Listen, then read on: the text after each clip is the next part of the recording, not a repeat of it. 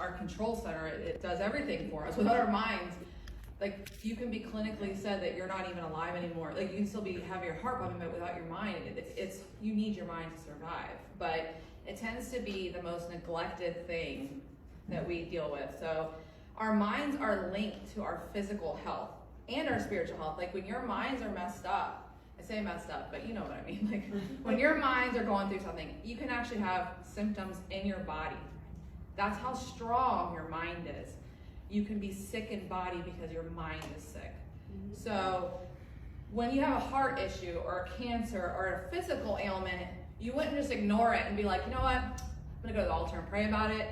I'm gonna pray it out and it's gonna be done because I have faith and if I need to trust God. No, like, if you had a gaping wound in your arm, you'd go to the hospital, right? But for some reason, when we have a gaping wound in our mind, we think we need to pray it out. And we have to have faith. And when we feel the pain of it, we think, oh, we're not being good enough. We're not being Christian enough. No, some of us have some mental issues that we need to deal with just as much as we would our physical. And it's not a lack of faith. It's actually God that created our minds. You don't think he doesn't know that we're going to have issues with them? So sometimes when our minds are sick, whether that just be for a season, or some people that deal with even more like mental conditions, God created that mind and he knew what he was doing when he created you. So many of our mental battles are due to some kind of unresolved trauma, okay? So trauma can be anything from abuse to a car accident to a death of a loved one. Anything that creates a wound in our heart and in our mind is trauma. When it's left unresolved, it lingers and it manifests in different ways. So, it seems fun.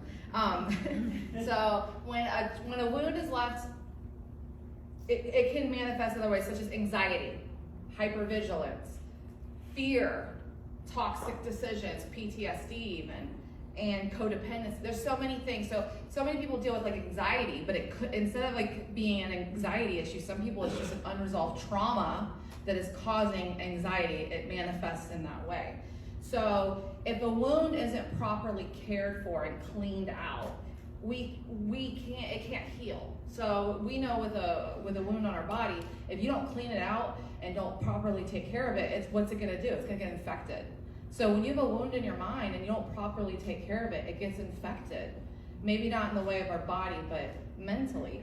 So during the healing process, it can get ugly. Like it's like creates pus, it's nasty. But after it's healed, it doesn't just go away. I was just telling somebody that I'm scared of the glue gun because my sister loaded a glue stick over my leg and hot glue spilled on my leg in 6th grade and I still have a horrible scar from it.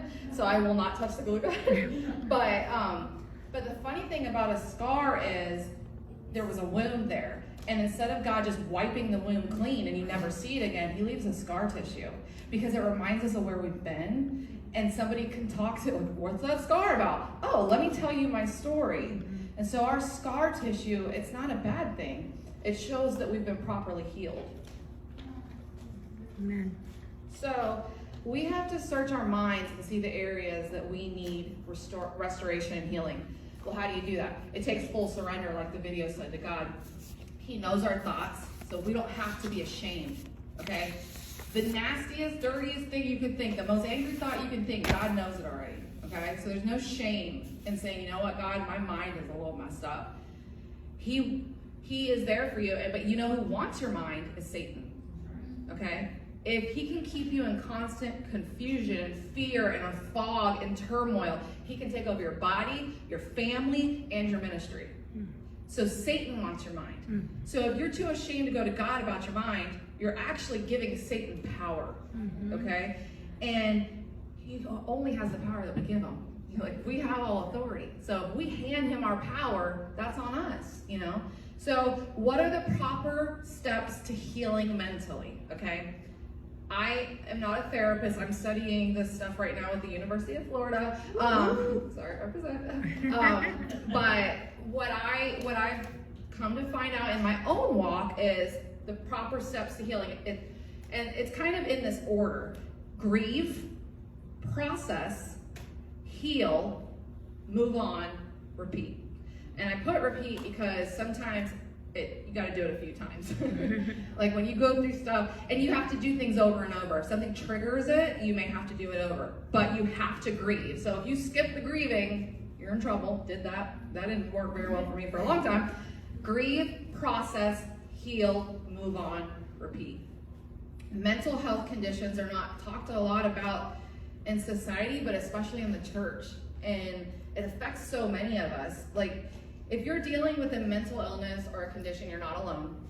I've lived with post-traumatic stress disorder. I've lived with anxiety and depression. As a child, had very deep suicidal thoughts. I've dealt with a lot of mental illness. My father had a lot of mental illness. I remember him breathing in a brown paper bag my whole childhood.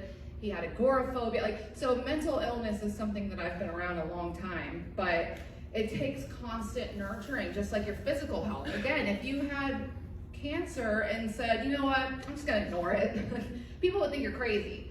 But for some reason, as Christians, we feel like we should just pray out things that might be a little more serious.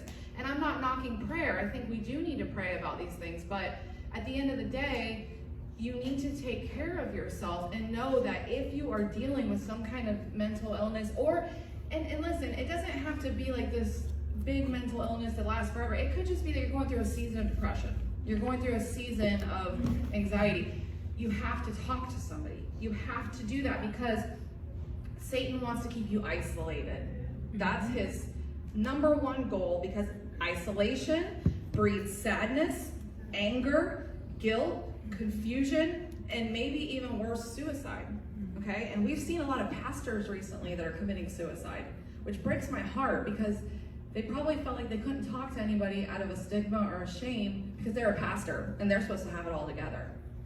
When in reality, a pastor is a human being. None of us have it all together. And it's so easy to have a stigma with this and think that the person is, like we say all the Christianese things that just trust God. Just pray to God. It's okay. You just trust God. And sometimes people just need to hear, I'm here for you. Cry with me. What can I do to be there for you? Because I don't know all the answers, but I know what you're going through is real, and I want to be there for you. And I'm telling you, if anybody is going through any kind of mental stuff, I will be that shoulder to cry on, because I had people tell me just trust God, and I knew they meant well, but it hurt at the moment because it kind of made me feel like, what, they don't think I'm a good enough Christian? This is something that's serious and I don't know what to do. So fix your mind on Jesus and how much he adores you. He loves you so much that he died for you. And for so long I was like, I just want someone to fight for me. No one's ever fought for me. And I realized, like, Jesus fought for me the day he got on that cross, okay? So he fights for you.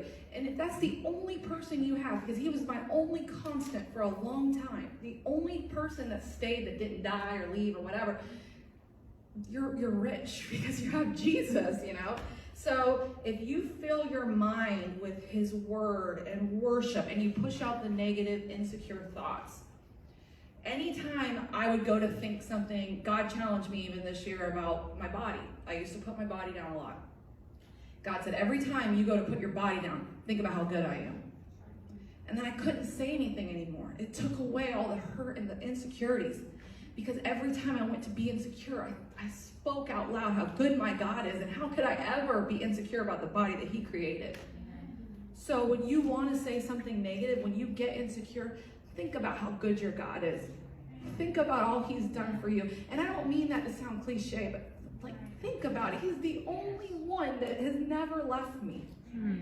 And why in the world would I ever think that this mind that he created, even though I've had PTSD and it's been a battle, therapy has helped me tremendously. And yeah, I went to therapy. I'm not ashamed to say it. I think everybody should do it. My children have been to therapy. They're much better. To put down that mind because I needed help is a disservice to my God. And I will not do it anymore. And I'm going to stand here for people that need help. Because if you need help, don't think you're broken. You are right where you need to be. The other thing I really suggest, get toxic people out of your life, okay? Because it's not the godly thing to do to minister to everybody. Like, God will bring someone to minister to that person. Because I've had people in my life where I'm like, oh, I've stood way too long for stood by their side way too long because I thought I had to be the, no, God can place somebody else. Like, they're yours, you can take them, you know? If there's somebody that's bringing down your mental health, I don't mean to sound rude, but you need to survey if that person is worth having around, okay? And give it to God and let him deal with the person. We're not anybody's savior, okay?